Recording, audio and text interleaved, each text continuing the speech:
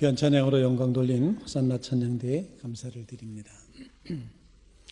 하나님께 예배하는 성도 여러분들의 심령과 여러분의 가정에 하나님의 크고 비밀한 축복이 가득하시기를 주님의 이름으로 기원을 드립니다. 새로운 해에는 더욱더 놀라운 하나님의 은혜가 여러분의 삶 속에 넘치시게 되기를 간절히 바랍니다. 교회력으로는 지난 재수요일로부터 사순절이 시작되었습니다. 예수 그리스도의 고난을 묵상하며 주님의 발자취를 따라가는 그런 귀한 절기입니다. 못난 자아는 내려놓고 그리스도가 내 안에 살아 역사하심으로 성결한 삶, 또 회개하는 삶, 그리고 주님께서 원하시는 그런 삶의 자리에 나가서기를 결단하는 그런 절기가 되시기를 간절히 바랍니다. 지난 주간이 구정이 있었던 주간이기 때문에 저 개인적인 경험으로는 주일 지난 다음에 금방 또 주일이 된 것 같아요. 주일 지났는데 금방 또 주일.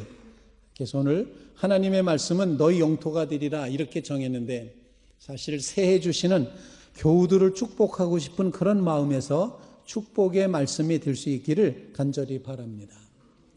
모세의 죽음으로 40년간의 출애굽 시대가 마감이 되었습니다. 모세의 장례식 후 이제 수일 후면 그 옛날 690년 전에 하나님께서 아브라함에게 약속하셨던 가나안 땅, 그 땅을 이스라엘 백성이 건너가 가나안 정복을 시작해야 되는 그런 시점에 놓여 있습니다.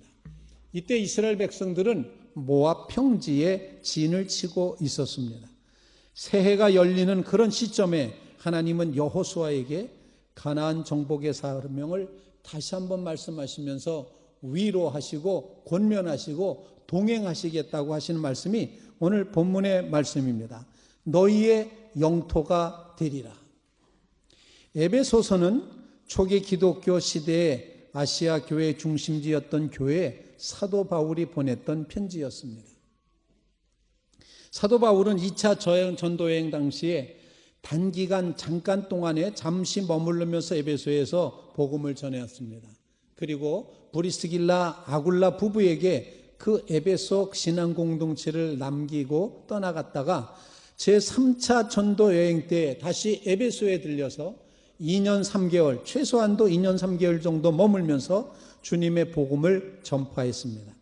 처음 3개월 정도는 유대인 회당에서 사도 바울이 설교를 했고 유대인의 반대가 심해지자 이번에는 두란노 서원에서 2년 동안 주님의 복음을 설파하였습니다.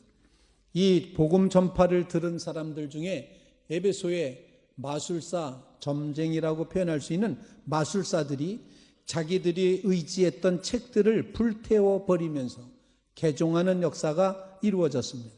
그리고 주님의 말씀이 흥왕하여 세력을 얻게 되었다고 사도행전 18장과 19장에 에베소에서의 선교 이야기가 기록이 되고 있습니다. 후에는 사도 바울이 자기의 믿음의 아들 디모데를 에베소에 보내서 에베소 교회를 다스리고 목회하고 설교하도록 그렇게 했습니다.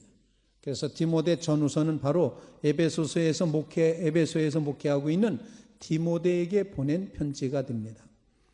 유대인과 그리스도인들이 점점 갈라지고 있는 분열의 상태를 대비해서 예수 그리스도를 중심해서 교회 안에서는 성도들 모두가 일치와 연합되어야 된다는 사실을 강조하기 위해서 사도 바울이 편지를 보내면서 오늘 서두에 찬송하리로다 하나님 곧 우리 주 예수 그리스도의 아버지께서 그리스도 안에서 하늘에 속한 모든 신령한 복을 우리에게 주시되 이렇게 말함으로써 하나님은 성도들에게 하늘에 속한 모든 신령한 복을 주신다고 이제 말씀하고 있습니다. 신령한 복, 이 복이 성도 여러분들의 것이 되시기를 간절히 바랍니다. 너희의 영토가 되리라. 신령한 영토를 차지하는 성도들이 되시기를 바랍니다. 첫 번째로 너희의 영토가 되리라 하신 이 말씀은 하나님이 구속사의 주인이심을 다시 한번 선언하시는 의미가 있습니다. 자기 백성과 함께 하시는 하나님의 역사는 모세가 죽은 다음에도 끊어지지 않고 계속되는 것입니다. 하나님이 아브라함에게 하신 약속이 이제 마침내 성취되는데 모세에게 확증하셨던 그대로 구체적으로 성취되는데 이렇게 동터오는 새 시대, 7년의 황금기를 구가하게 될 바로 그 시점, 교회와 그 구성원들인 성도들은 전적으로 하나님의 은혜로우신 뜻에 근거를 두고 태초부터 하나님이 구원하시기로 약속하신 구속사의 주인 되신 하나님이 예정하시고 선택하시고 드디어 마지막 시대에 그리스도 안에서 우리를 하나님의 거룩한 백성으로 삼으셨다는 사실. 그래서 하나님의 구속의 역사의 주체자는 바로 하나님 자신이라는 것입니다. 그리스도 안에서, 더 정확하게는 그리스도를 통하여 이미 창조 이전에 정해졌던 구속의 역사를 이루어 가신 하나님, 그 하나님이 역사의 주인 되신다는 사실을 선포하고 있는 것입니다. 하나님께서는 영원 전부터 그리스도를 새롭게 된 인류의 구원자로 정하심으로써 유대인과 이방인으로서 이루어진 에베소 교회를 택하시고 구원해 주셨다고 선언하는 것입니다. 너희의 영토가 되리라 하신 하나님의 이 구원의 역사, 그 주인공은 역시 하나님이시라는 사실입니다. 사실 여호수아는 힘차게 시작해야 될 그런 이제 이야기가 펼쳐졌으면 좋을 텐데, 여호수아의 제일 첫 시작은 아주 나쁜 소식으로 시작이 됩니다. 여호와의 종 모세가 죽은 후에, 이런 말이 갑자기 선포됩니다. 갑자기 모세가 죽었다는 것입니다. 우리 이 장면에서 캄캄해지는 느낌을 잠시 갖게 됩니다. 세상에 모세와 같은 인물은 없었습니다. 히브리 백성이 노예로 살 때 바로 제국에 맞섰던 사람, 홍해가 사납게 요동칠 때 모세의 손에 들려졌던 지팡이를 내밀어 기도했을 때 홍해를 가르는 기적을 행했던 사람, 백성이 배가 고프거나 목이 마르거나 혼란스러울 때마다 모세가 대신하여 하나님 앞에 간구하여서 만나와 밑줄하기 반석을 쳐서 물이 나오게 했던, 그리고 하나님의 거룩한 말씀이었던 십계명을 받았던 사람, 법을 가져왔고 해방을 가져왔고 불기둥 구름기둥에 하나님의 임재를 경험하게 했던 위대한 지도자 모세, 그가 죽었다라는 이야기입니다.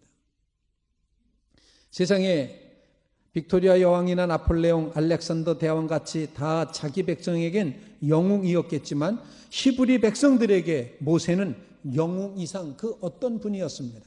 어쩌면 하나님을 대면하여 본 세상에서 가장 온유했던 바로 그 모세라고 표현을 하고 있습니다.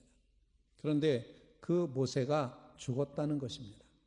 그들에게 있어서 모세를 잃어버린다는 것은 곧 삶의 이유와 소망을 잃어버리는 것과 같았습니다. 그런데 그런 일이 일어나고 말았습니다. 모세가 세상을 떠났습니다. 혼란과 슬픔, 절망과 두려움이 한꺼번에 밀려왔을 것입니다. 그런데 하나님은 모세의 죽음을 애도하는 시간도 다 끝나지도 않았는데 여호수아에게 말씀하셨습니다. 내 종 모세가 죽었으니 이제 너는 일어나 너희 영토가 되리라 한 그 땅으로 가라고 하십니다. 다시 말씀드리면 이 말씀은 여호수아의 중심 주제를 가르쳐 주시는 건데, 하나님은 이 세상의 모든 것들을 바꿔 놓으실 수 있는 주인이시다. 모세는 죽었지만 하나님은 여전히 살아계시다.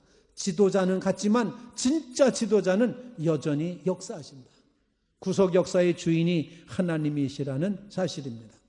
하나님이 역사의 주인 되심을 믿고 고백하는 믿음의 성도들이 되시기를 주님의 이름으로 부탁을 드립니다. 너희의 영토가 되리라, 가라 말씀하셨지만 여호수아는 이 장면에서 하나님 앞에 나는 안 됩니다, 못 갑니다, 갈 수 없습니다 이렇게 말할 이유가 차고도 넘쳤습니다. 왜냐하면 지도자 모세가 죽었다는 이유도 한 가지이겠지만 또 한 가지는 민수기서의 인구 조사에서 보면 레위 족속을 치지 않고서도 가나안으로 건너가야 되는 20세 이상의 남자는 60만 1730명으로 인구 조사가 돼 있었습니다. 20살 이상만 60만 1730명이었습니다. 만약에 계산을 해봐서 이 중에 3분의 2는 아내가 있었고 3명의 자녀가 있었다, 이렇게 계산을 치면 그 숫자는 200만까지 늘어나도록 되어 있습니다. 다시 말씀드리면 여호수아는 이제 학교의 한 반을 데리고 어디 소풍 가는 그렇게 가나안에 들어가려는 것이 아니었다는 것입니다. 200만 명의 민간인들, 한 번도 이 길을 가본 적이 없었던 사람들, 또 여리고 성을 부수는 일에는 문외한이었던 사람들, 철제 바퀴전차로 무장한 가나안 군대를 상대해야지 됐던 바로 그런 장면에 피난민 같이 이렇게 몰려 나왔던 사람들, 그 200만을 데리고 들어간다는 것은 거의 불가능에 가까운 일이었습니다. 강을 건너 피해 굶주린 야만인들과 전쟁을 벌린다고 하는 것은 말도 안 돼라고 할 수 있었을 것입니다.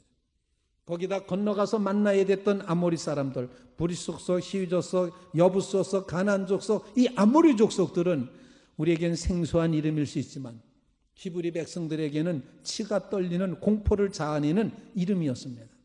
그야말로 악의 화신과 같은 사람들이었습니다. 이미 창세기에 그들의 모습을 이렇게 표현하고 있습니다.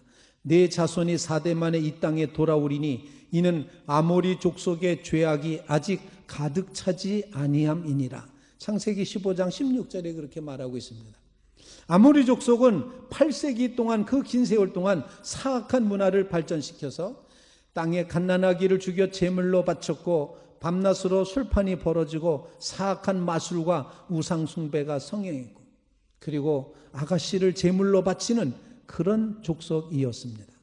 그래서 가장 그 사회에서 순진하고 약한 구성원이었던 아기와 처녀를 이용하는 무자비한 자들로 평가가 되고 있습니다.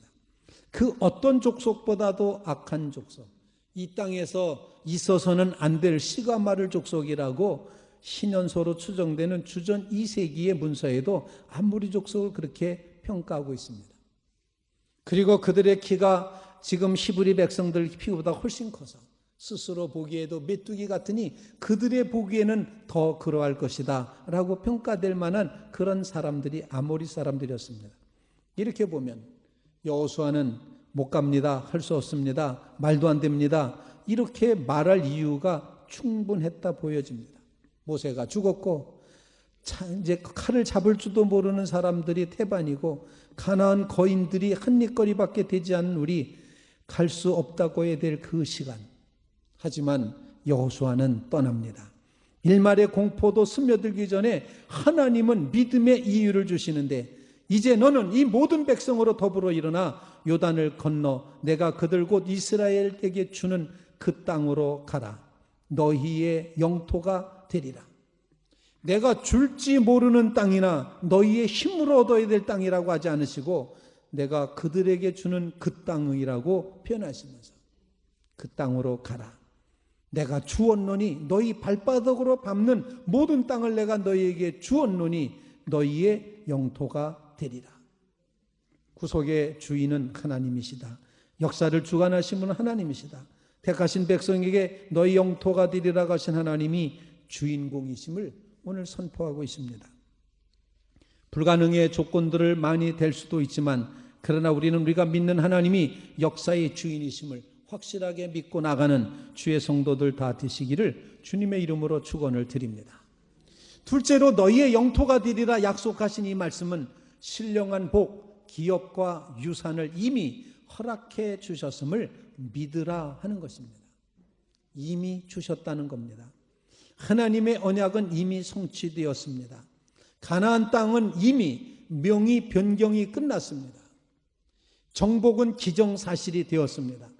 여호수아는 땅을 취하기 위해서가 아니라 이미 하나님이 취하게 하신 그 땅이 너희의 영토가 되리라 하신 그 땅을 밟으러 가는 것입니다.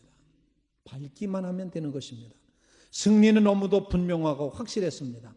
왜냐하면 승리는 언제나 하나님께 속해 있었기 때문입니다. 너희의 영토가 되리라.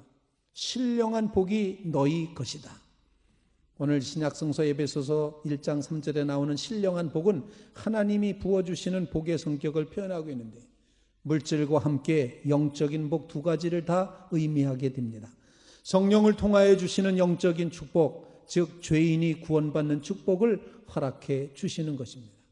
사랑하는 성도 여러분, 여러분의 삶 속에 하나님이 주신 이미 허락하신 신령한 복, 기업, 유산, 그 땅 영토가 있음을 기억하시고 믿으시게 되기를 주님의 이름으로 축원을 드립니다.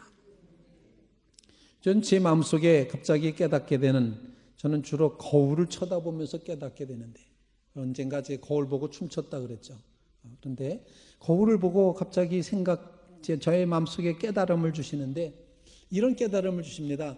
하나님이 안 하신 것이 하나도 없고 하나님이 안 주신 것이 하나도 없다라는 깨달음이었습니다. 저는 이 깨달음이 사랑하는 성도 여러분, 여러분에게도 주어질 수 있기를 간절히 바랍니다. 하나님이 안 하신 것이 하나도 없다. 하나님이 안 주신 것이 하나도 없다. 독생자 예수 그리스도를 주셨으니 안 주신 것이 무엇 있습니까? 그것 주신 분이 그 아들과 함께 모든 좋은 것을 너에게 주시지 않겠느냐 말씀하지 않으셨습니까? 그 깨달음이 오는 거예요. 하나님이 안 하신 게 하나도 없네. 하나님이 안 주신 것이 하나도 없네. 그런 깨달음이 저 자신을 회개하게 하고 감사하게 하고 다시 한번 회복되게 하시는, 그리고 힘있게 하시는 그런 깨달음이 되었습니다. 사랑하는 성도 여러분, 너희 영토가 되리라, 이렇게 말씀하시는 주님의 음성을 들으며, 내가 모세에게 말한 바와 같이 너희 발바닥으로 밟는 곳은 모두 내가 너희에게 주었노니, 알다시피 떠돌이 히브리 사람들 아니었습니까? 하다못해 맹지 하나, 하천부지 하나 자기 이름으로 등록되어 있었던, 영토가 없었던 사람 아니겠습니까? 한 뼘도 그들의 이름으로 된 땅은 없었습니다. 그런데 하루아침에 꿈에나 있을 법한 놀라운 일이 벌어지게 됩니다. 그 땅을 너희의 영토가 되리라. 그 땅의 명의가 너희 이름으로 바뀌어졌다 말씀을 하시는 겁니다. 그 땅을 하나님께서 주시는 유산으로 받았다. 그 땅을 기업으로 받는 순간, 그 땅을 유산으로 받는 순간, 그 땅의 신령한 하나님의 복으로 받는 그 순간, 아마 이스라엘 역사상 가장 가슴 벅찬 기쁨의 순간이었을 것 같습니다. 여호수아서에는 유산이라는 말, 기업이라는 단어가 도배되어 있습니다. 한 60번 정도 이 땅에 대한 이야기가 나옵니다. 그리고 이 유산을 차지하라는 명령도 5번이나 등장을 합니다. 그래서 히브리 백성, 이스라엘 백성의 위대한 성과 여호수아는 한 문장으로 압축하고 있는데, 마지막 부분에 여호수아 24장 28절 말씀에 백성을 보내어 각기 기업으로 돌아가게 하였더라. 백성을 보내어 각기 자기 유산으로 돌아가게 하였다. 언제 자기 땅이 되었습니까? 하나님이 이미 허락해 주셨기 때문입니다. 하늘에 속한 모든 신령한 복을 하나님께서 여러분에게 허락해 주셨습니다. 이제 우리가 그 유산을 받을 때가 되었습니다. 우리가 그리스도를 영접하는 순간 하나님은 우리에게 영적인 가나안을 허락해 주십니다. 하나님 곧 우리 주 예수 그리스도 아버지께서 그리스도 안에서 하늘에 속한 모든 신령한 복을 우리에게 주시되, 복을 주실 것이다가 아닙니다. 복 주실지도 모른다도 아닙니다. 언젠가는 복을 주실 수도 있다, 이것도 아닙니다. 하나님은 이미 복을 주셨습니다. 약속의 땅이 이미 여러분의 명의로 바뀌었습니다. 하나님이 우리에게 가나안을 주셨습니다. 우리 하나님이 원하시는 것을 다 이루기 위해 필요한 모든 것을 다 갖추고 있는데, 하늘에 속한 신령한 복, 부활의 소망, 천국의 소망, 영생의 언약이 여러분의 것임을 확신하시기를 주님의 이름으로 축원을 드립니다. 이미 은혜의 풍성함을 주셨습니다. 이미 은혜의 영광이 찬양으로 빛나고 있습니다. 하나님의 자녀로서 누리게 되는 이 귀한 축복을 믿음으로 받아들이는 주의 성도들 다 되시기를 주님의 이름으로 축원을 드립니다. 세 번째로 너희의 영토가 되리라 하셨으니, 이 신령한 복을 우리로 하여금 누리라고 그렇게 말씀하시고 있습니다. 누려라. 이미 우리는 우리의 영토가 되었는데, 근데 우리는 이것을 모르는 그리스도인들이 너무나도 많다는 것입니다. 하나님이 우리에게 놀라운 축복을 주셨고, 이미 하나님의 백성으로 인쳐주셨고, 하나님의 거룩한 영토에 가나안 땅에 들어오게 하셨는데, 여전히 우리는 부족하고 이제 이 결핍 속에서 살아가는 것 같이 그렇게 살고 있다는 것입니다. 많은 그리스도인들이 예수 그리스도를 영접하는 순간 자기 자신에게 일어난 기적을 너무도 과소평가하는 그런 경우가 있다는 것입니다. 야, 믿는 것이랑 안 믿는 것이랑 별로 다르지 않더라. 야, 교회 다녀봐도 별거 없더라. 여러분 정말 그렇습니까? 예수 그리스도를 내 구주로 만나고 십자가의 그 구속의 은혜를 경험해서 내가 구원받았다고 하는데 그것이 그냥 믿을 때나 안 믿을 때나 그냥 거기서 거기더라 이런 겁니까? 이 구원받은 기적, 나 자신에게 예수 그리스도가 나의 구주가 되시고 내 삶의 주인이 되시는 바로 그 놀라운 기적을 우리 너무 과소평가하고 있는 것이 아닌가. 한 작가가 이런 말을 했습니다. 많은 그리스도인들이 마치 이제 이렇게 표현해 일종의 세차로 여기고 있다. 지저분한 고물차로 들어가서 죄가 씻겨 깨끗한 고물차로 나온다고 생각한다. 맞습니까? 지저분한 고물차로 들어가서 씻고서는 죄가 씻겨서 깨끗한 고물차로 나온다. 아닙니다. 우리가 예수 믿고 구원받는다는 것은 절대 그런 것이 아닙니다.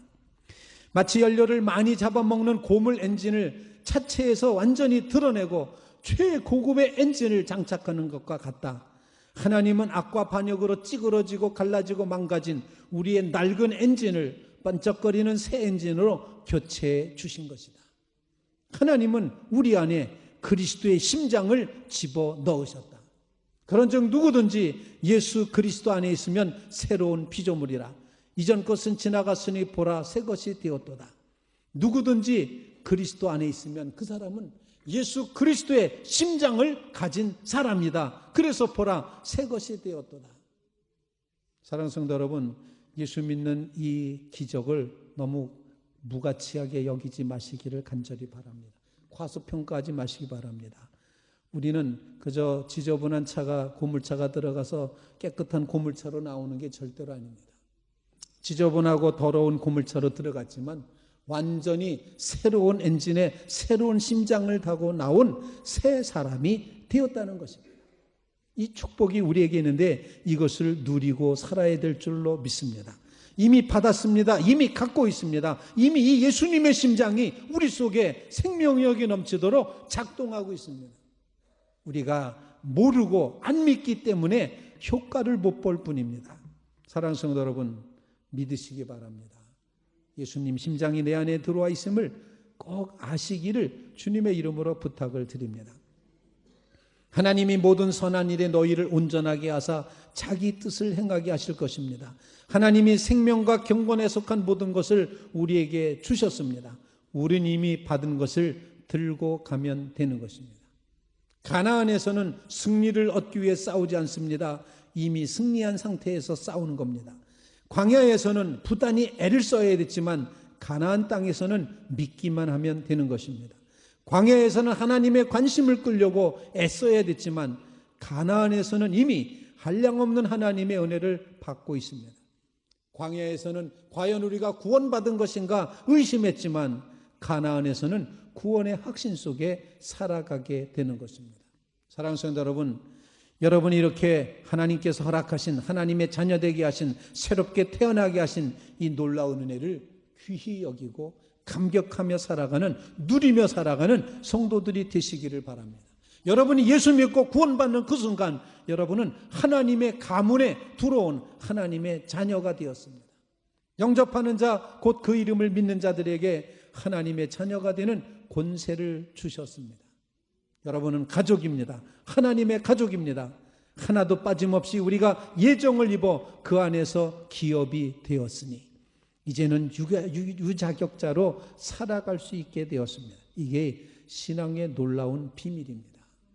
사도 바울은 우리가 받은 복의 가치를 소홀히 여기지 말라고 하면서 성령이 친히 우리의 영과 더불어 우리가 하나님의 자녀인 것을 증언하시나니 자녀이면 또한 상속자, 하나님의 상속자요 그리스도와 함께한 상속자다.